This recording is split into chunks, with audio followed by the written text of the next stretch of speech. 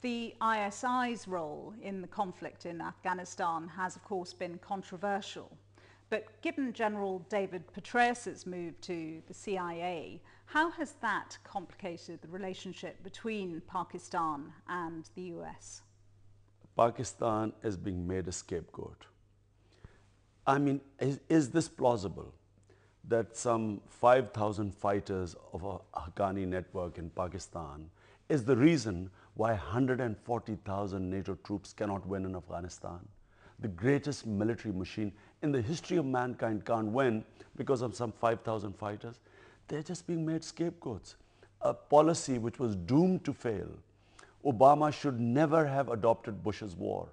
It was the perfect opportunity to disown this war.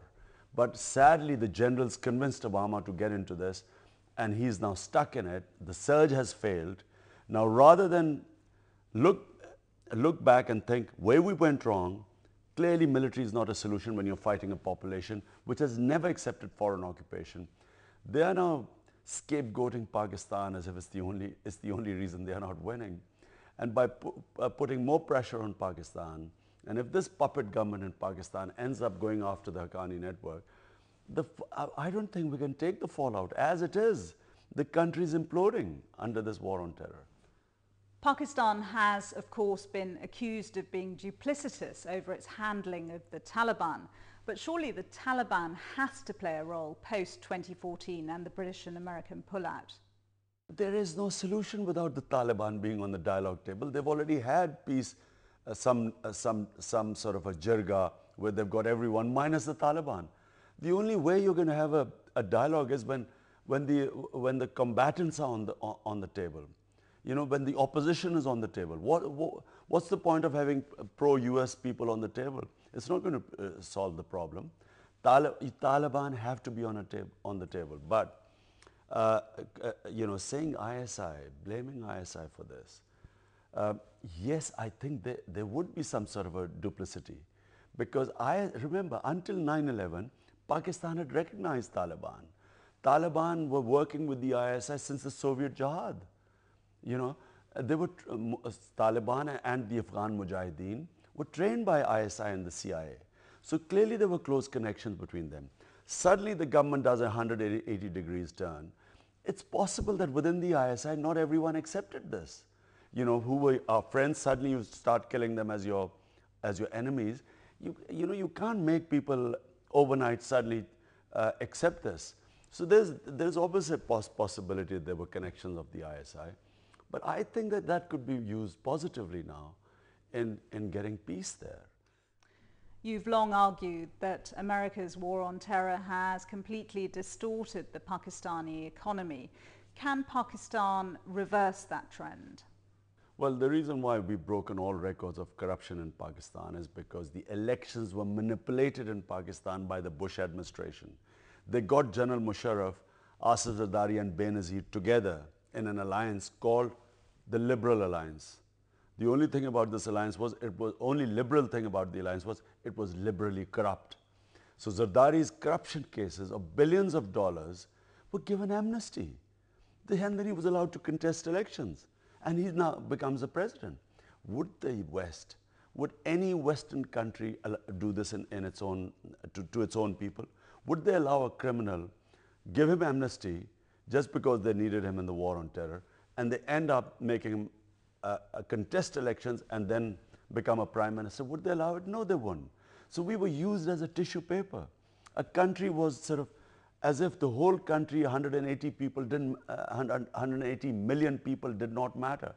All they wanted was to use us in this insane war on terror, and they plonked this criminal on top of us as a president. No wonder we are being destroyed, one by corruption, second by this war on terror. You feel very passionately about corruption, and there's no doubt that the effect of the war on terror has completely changed the course of Pakistan's fate economically. It hasn't kept up, obviously, with the development that we've seen in India and China. Do you think Pakistan can ever make up for the lost years? Well, I mean, just to give people an idea, if cricket teams do not want to tour Pakistan, an investor is far more cowardly than cricketers. So imagine what's the situation, the flight of capital there.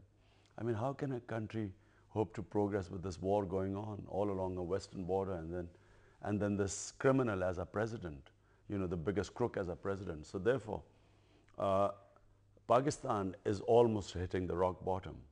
But we've come to a stage where unless we now have a revolutionary change in the country, we're doomed. So the only silver lining of this war on terror is that there's a possibility now that we're going to have a revolutionary change in Pakistan, that the whole political class, the American stooges have been discredited in the country. And so there's a chance that the elections, a soft revolution will come through the elections. How do you view the strategic partnership between India and Afghanistan? Do you think that Pakistan can ever accept Afghan security forces being trained by India? I'm afraid this has not been a very good move by Hamid Karzai, because if the Afghan forces are going to be trained by Indians, knowing the psyche of the Pakistan army, I'm afraid they're not going to accept it. And this is asking for trouble, because they will do everything within their power, which we could always overestimate, but they will try their best to make sure that, you know, the western border is secure. No country wants to be sandwiched, you know, from a hostile west and eastern border. So, you know, knowing the psyche of the army, I think it's like a red rag to the bull. Although, in my personal opinion, the way forward is not worrying about eastern and western border. His way forward is to have a civilized relationship with India, so that you don't have to worry about hostile borders. The British government is greatly concerned about the radicalisation of British Pakistanis. You've, of course, done a lot of work in this area. What advice would you give to the British government? Firstly, I think the foreign policy. I mean, all the attacks here, even in America, the Faisal Shahzad Times bomber, failed Times bomber, they were directly related to the foreign policy of people, collateral damage in Iraq, collateral damage in Afghanistan, collateral damage in Pakistan through the drone attacks. So it is radicalizing the Muslim community in the West, where sadly is where the problem lies. I mean, if you know, you don't need to worry about those the Pashtuns in the mountains of Afghanistan and Pakistan. You need to worry about the radicalization of the youth here. And I'm afraid this war has radicalized a section of them. There are two things, the two ways of dealing with them. One is to actually have a foreign policy which is not, you know, what it is right now, which is perceived as unjust, which is the war on terror is perceived as a war against Islam rather than war against terror by the majority of the Muslims. And at the same time, my advice to the Muslims living in the Western countries to come into the mainstream, not be marginalized, have their voices heard in Parliament. It's much more effective, even if you're 2 or 3 members in the Parliament, if they stand up, it makes a big difference. You've shown remarkable dedication in both your sporting and political careers, a theme that comes out very strongly in your recent book, Pakistan, A Personal Story. Why is it so important for you to pursue your political goals? Because if you're a Pakistani now who wants to live and die in Pakistan, as I do, then you have to fight for it. Only way you fight for it is in politics. The only way you can change your society is through politics. I'm also one of the biggest social worker in Pakistan, but I can do as much social work as I want or as I can. It's not going to make any difference. Change comes through politics. You've gone on the record as saying that you believe that you will be Pakistan's Prime Minister. Why do you believe that so strongly? Firstly, it's my optimism which came through sports. You can never be a successful sportsman if you do not have self-belief and you don't give up. You only lose when you give up. If you can't be defeated by failure, then no one can defeat you. So I never thought I would lose, but now, of course, you know, there's a great deal of optimism because in all the opinion polls now my party is not just on the top, but the gap constantly is increasing between us and the number 2 party.